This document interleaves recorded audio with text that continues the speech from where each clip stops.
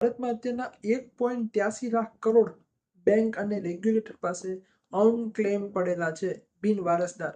એટલે જે પૈસાનો કોઈ વારસદાર નથી, અથવા તો જે વારસદાર છે તેને ખબર જ નથી કે મારા જે પોલિસી હોલ્ડર હતા તેને મારું નામ નોમિનેશનમાં લખાવેલું છે.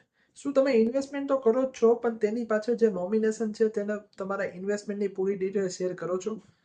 જો તમે ઇન્સ્યોરન્સ લેતા હોય તો તેની પોલિસી આપી દેવી જોઈએ, બેંક હોય તો બેંકનું સ્ટેટમેન્ટ આપી દેવું જોઈએ, અથવા તો મ્યુચ્યુઅલ ફંડ હોય તો મ્યુચ્યુઅલ ફંડનું સ્ટેટમેન્ટ આપી દેવું જોઈએ, સ્ટોક હોલ્ડિંગ હોય તો સ્ટોકનું સ્ટેટમેન્ટ આપવું જોઈએ. આ બધાના સ્ટેટમેન્ટ એક ફાઇલ કરીને તમે તમારા નોમિનીને આપી દેજો, જેથી કરીને તમારી ગેરહાજરીમાં તે પૈસાનો સદુપયોગ થઈ શકે અને તેને જે જરૂર છે એ પૂરી કરી શકે.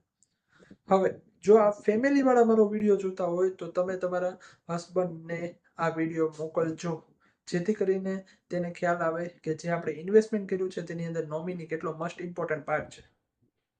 Thank you so much. આવા ને આવા વિડીયો જોવા માટે મારી આ ચેનલને ફોલો કરવાનું ભૂલતા નહીં. લાઇક, શેર અને કોમેન્ટ આવ્યા છો તો જરૂર કરતા જજો.